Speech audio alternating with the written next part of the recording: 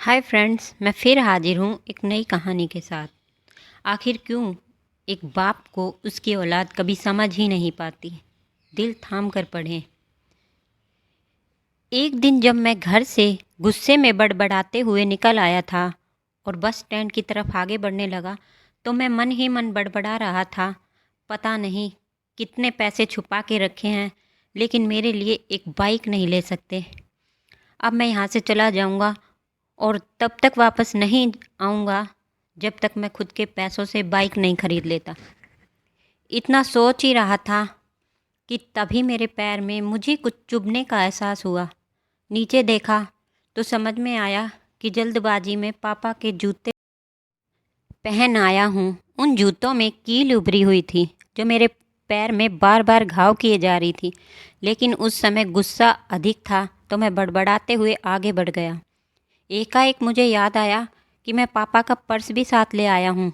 मेरे खुराफाती दिमाग में एक ख्याल आया, क्यों ना मैं आज पापा का पर्स चेक किया जाए, जिसे आज तक उन्होंने किसी को हाथ तक नहीं लगाने दिया था।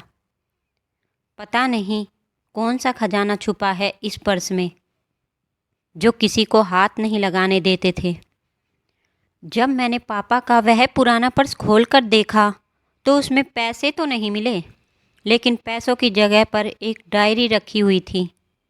तब मैंने सोचा, ओहो, तो यहाँ खजाना छुपा रखा है।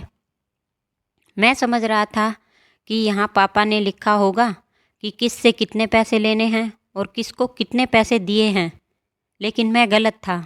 जब मैंने उस छोटी सी डायरी का पहला पेज खोलकर देखा तो वहाँ पर जो लिखा था वह थोड़ा सीरियस कर देने वाला था।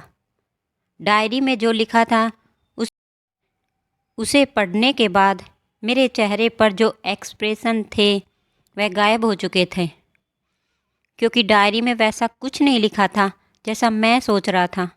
वहाँ पर उन पैसों का हिसाब लिखा हुआ था जो अलग अलग कामों के लिए अलग अलग लोगों से उधार लिए गए थे। उस लिस्ट में कंप्यूटर के नाम पर भी पैसे लिए गए। कुछ यूँ लिखा था, 50,000 बेटे बेटे के कंप्यूटर के लिए। यह वही पैसे थे, वही कंप्यूटर था जिसे मैं आज तक यूज़ कर रहा हूँ। लेकिन मुझे यह नहीं पता था उस कंप्यूटर को ख़रीदने के लिए पैसे कहाँ से आए थे। लेकिन आज पता चल रहा था मुझे। आज भी याद है जब मैंने पहली बार कैमरे के लिए जिद की थी, जो मेरे पापा ने मुझे 2 हफ्ते बाद मेरे बर्थडे पर ला कर दिया था, जिसे देखकर मैं बहुत खुश हुआ था।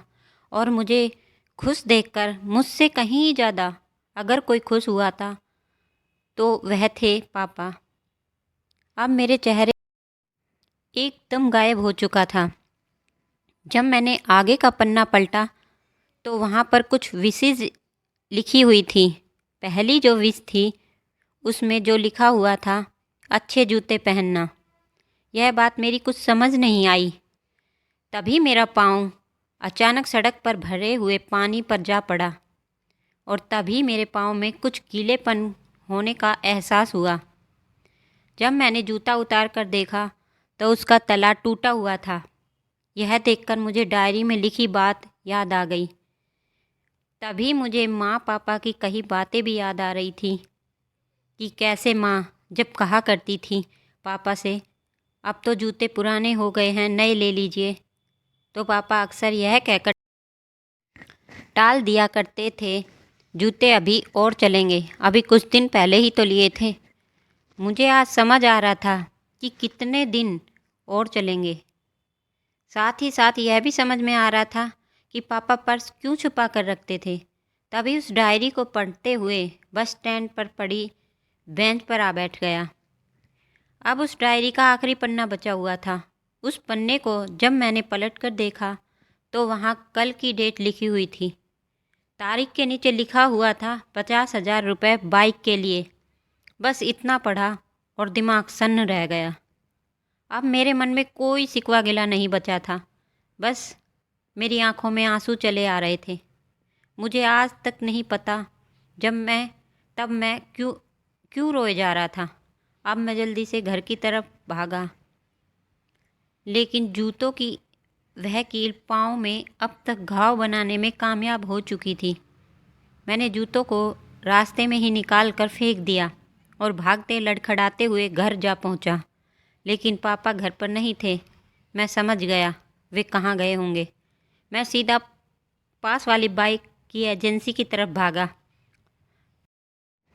पता नहीं आज कहाँ से इतनी ताकत आ गई थी कि मैं भागते हुए थक ही नहीं रहा था, और वह भी बिना जूतों के नंगे पैर। जैसे तैसे मैं बाइक एजेंसी पर पहुंचा। पापा वहीं थे। मैंने पापा को दौड़ कर गले लगा लिया और मेरी आंखों से आंसू रुकने का नाम ही नहीं ले रहे थे। पापा को समझ नहीं आ रहा था आखिर हो क्या रहा है, मैं रो क्यों रहा हूँ। मैंने पापा से कहा, पापा मुझे मोटरसाइकिल नहीं चाहिए, आप अपने लिए जूते ले लीजिए। अब आज से मैं जो भी करूँगा अपनी मेहनत से अपने बलबूते पर पढ़कर करूँगा। बस इतनी सी थी ये कहानी। आंखें नम हुई हैं। मैं आज आपसे कहना चाहूँगा, ठीक ऐसे ही होते हैं हमारे पिता। हम अक्सर देखते हैं कि हम अपनी माँ से हर बात शेयर करते हैं और माँ भी इसके बदले में हमें बहुत प्यार देती है। लेकिन एक शख्स ऐसा भी होता है जो हमें छुपकर प्यार करता है। वह होते हैं हमारे पिता। खुद की इच्छाओं को मारकर बच्चों के लिए सपने देखता और उनकी खुशी में ही खुश हो जाता है। मुझे नहीं पता कि आप अपने पेरेंट्स की इज्जत करते हो या नहीं, लेकिन अगर आपके पास पेरेंट्स हैं तो आप बहुत खुशनसीब हो, क्योंकि इस दुनिया में बहुत से लोगों के तो पेरेंट्स का प्यार नसीब भी नहीं होता। अंत में मैं यही कहना चाहूँगी कि माँ बाप की भावनाओं का सम्मान करें। धन्यवाद दोस्तों। आज की कहानी अगर आपके दिल को छुई हो तो एक लाइक और शेयर ज़रूर करें। मिलते हैं अगली कहानी के साथ। धन्यवाद।